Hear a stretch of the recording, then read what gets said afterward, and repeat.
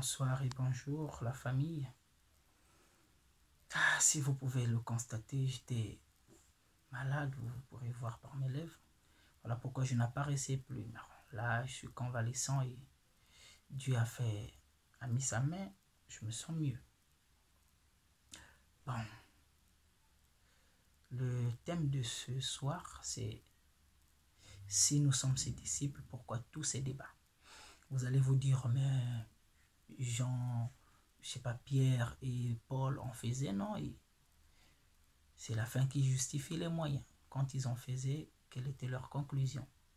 Quand ils trouvaient gain de cause, ils se disaient l'un à l'autre, chacun aille prier. Et le Seigneur nous révélera qui dit vrai, qui dit faux. Et c'est pas ce qui se fait sur les réseaux. C'est un premier point. Et moi, j'appelle des tels débats des faux débats. Pourquoi? Parce que au temps de Frère Branham, je ne vois pas. On veut faire de Branham un iste. Si le mot existe, c'est bon. Si ça n'existe pas, je l'ai créé. Un iste qui appartient à un isme quelqu'un. Alors que ça ne devrait pas être en fait. Frère Branham est le seul isme, pas dans sa pratique, sinon dans sa dénomination. Ça devrait être le christianisme. Sinon, c'est le christianisme. Donc, tout ce qui est chrétien ou tout celui-là qui est chrétien, c'est ce que Frère Branham a soutenu. Trop de tyrannie. Je crois que tout homme de Dieu devrait éviter des débats. Parce que le Frère Branham dit, une fois que cela, en fait, comment on appelle ça, ces débats-là, ces tyrannies-là finiront, certainement, le peuple ou bien les disciples du Seigneur parleront un seul langage. Donc, tous les serviteurs de Dieu vont parler un seul langage. C'est en ce moment-là qu'ils sont disciples du Seigneur. Donc, aussi longtemps que les pasteurs, les serviteurs de Dieu, les adorateurs, les brebis, les laïcs n'arrivent pas à parler un seul langage, on n'est pas disciple du Seigneur. On s'auto-proclame, mais dans les actes, nous ne le sommes pas. Le faux débat qui est en train encore d'embourber les pasteurs, les serviteurs de Dieu, c'est le mariage avec qui je m'interroge. Au temps de Frère Branham, il n'y avait pas une appartenance de isme, comme on dit aux chrétiens du message. Frère Branham dit, à en aucun cas, on devrait se marier à une incroyante ou un incroyant. C'est juste. Si quelqu'un ne croit pas, croire ne veut pas dire à l'instant T croire la même chose que toi. Croire, c'est quoi? C'est être humble à accepter ce qui est vérité et marcher selon cette vérité. C'est tout croire. C'est comme ça croire.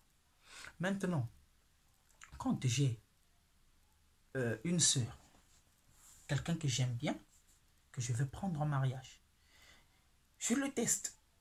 Parce que personne n'est un testeur. La condition sine qua non d'être marié, c'est avoir le Saint-Esprit. C'est ce que le frère Branham dit. Mais aucun pasteur n'a un testeur pour tester tel frère a le Saint-Esprit, telle sœur a le Saint-Esprit, on peut les marier. Non. Mais nous avons au moins une condition et un testeur. Vous les reconnaissez par leurs fruits. On s'arrête là. Ou alors, si la personne est humble à accepter la parole de Dieu et la vivre, où est le problème? Oh non, nous dans le message, on ne croit pas aux rouges-lèvres, on ne croit pas aux ajouts des ongles, on ne croit pas aux pantalons, on ne croit pas. La fille dit vraiment, si c'est la parole, je laisse. Tu lui démontres avec les Écritures, d'accord, amen, elle laisse. Où est le problème? Les autres vont me dire que non, elle peut le laisser par hypocrisie parce qu'elle a eu le mariage. Mais on en bénit beaucoup de mariages.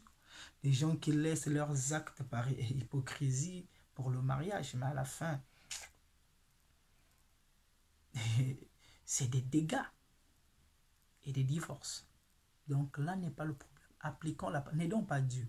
La parole dit, si la personne est croyante, c'est mieux pour les deux de se marier parce que les deux sont croyants.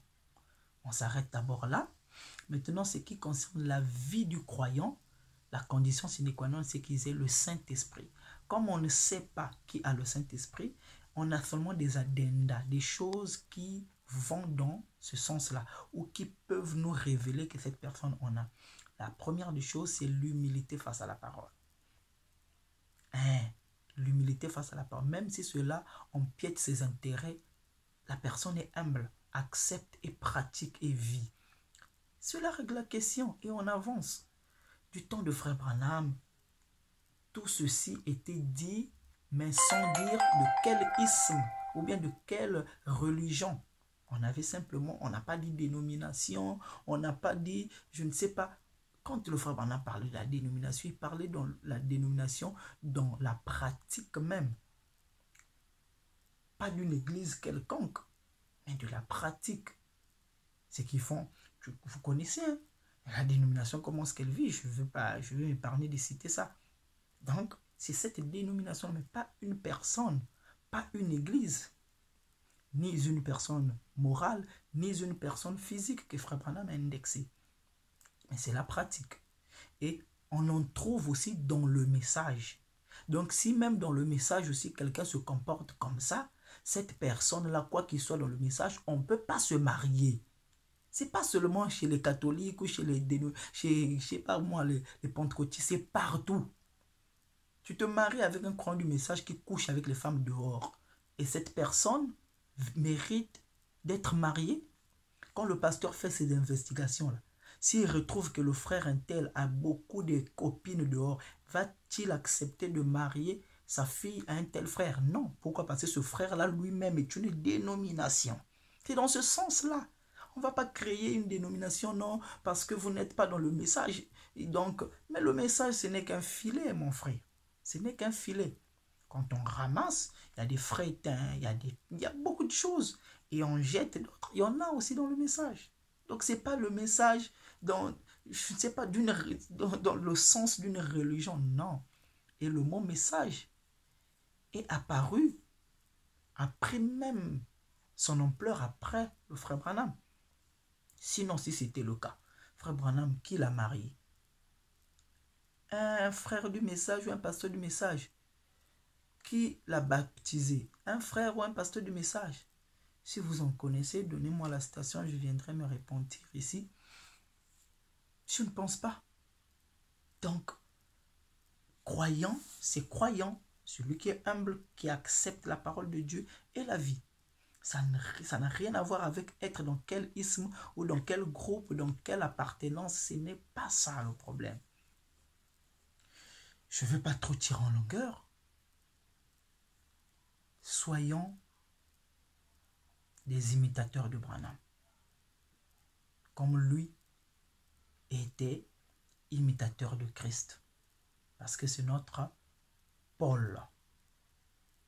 Ce qu'il a dit, disons-le comme il a dit. Ce qu'il n'a pas dit, ne le disons pas. Si on a notre compréhension, disons que c'est notre compréhension. Et disons, ne faisons pas dire à Frère Branham ce qu'il n'a pas dit. Ça serait aider les gens à croire en Branham. Mais quand vous faites dire à Branham ce qu'il n'a pas dit, vous repoussez même ceux-là qui veulent croire. C'était ça, ce que je tenais à dire. Je crois, si je dois réitérer, on ne peut qu'être disciple du Seigneur une fois qu'on parlera un même langage. Ça, c'est la première des choses. La deuxième des choses, on ne serait pas séparatiste, ou on ne doit pas être séparatiste en prenant une citation de Frère Branham pour justifier notre manière. Non. Si Frère Branham a dit, on doit se marier qu'à un croyant, pas un incroyant, on s'arrête là. Si Frère Branham a dit, on doit se marier entre nous, frères du message, on le fait. Mais comme ce n'est pas écrit comme ça, on ne doit pas le faire. Donc, sur ce, excusez-moi, je vous laisse. Mais je crois que le vrai problème n'est pas, on n'a pas encore touché le vrai problème. Les pasteurs devraient toucher le vrai problème. Les choses où il y a déjà solution, on devait prendre simplement la solution là. Voilà. Vous voyez, non? Il y a un problème, bah, tiens la solution. Tu as un problème, tiens la solution. C'est ça. Et on devrait toucher le problème de la bénédiction des enfants de Dieu. C'est ça le problème qu'il faut toucher. Une fois que les enfants de Dieu sont bénis, ils n'ont plus de problème sur le mariage. Donc, les gens ne serrent pas la ceinture comme j'entends, j'ai serré la ceinture pour me marier. Il n'y aura plus trop ces débats-là. Quelqu'un voyageant en France, ce n'est pas un problème. Il va en vouloir au pasteur quoi? Quelqu'un se marier, ce n'est pas des gymnastiques. Pourquoi il va chercher à être dans le libertinage pour éviter qu'un pasteur lui bloque la voie pour aller se marier comme il veut? Le grand problème, c'est ça. Et la bénédiction des enfants de Dieu est cachée dans la dîme. Paye tes dîmes et tes offrandes si tu ne verras pas moi ouvrir les écluses des cieux. Vous voyez? Ah, ça, je crois que c'est ça.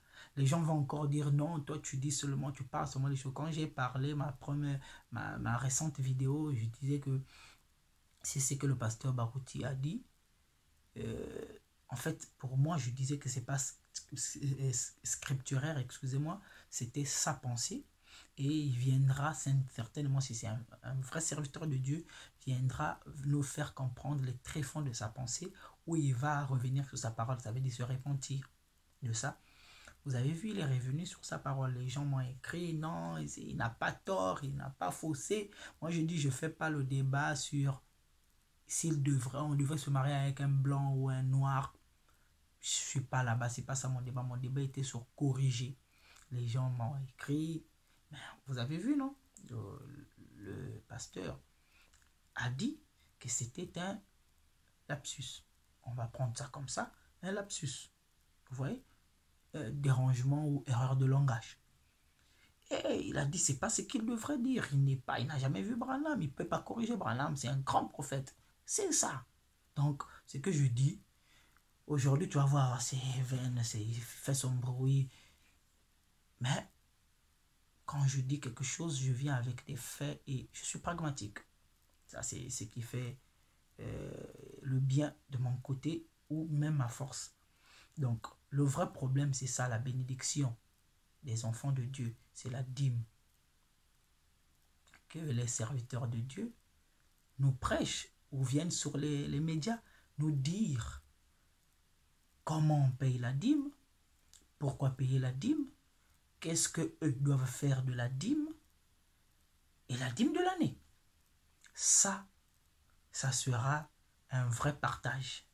Et je crois qu'une fois que les enfants de Dieu sauront ces 4 axes de la dîme, les écluses des cieux s'ouvriront pour eux, ils seront bénis et tous ces débats seront à bas.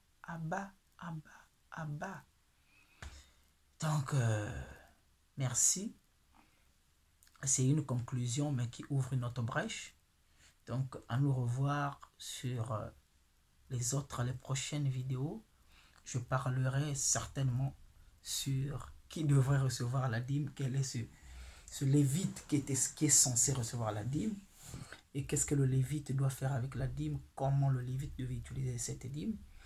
Et si ce n'était pas Branham, est-ce que jusqu'aujourd'hui on payerait la dîme? Merci.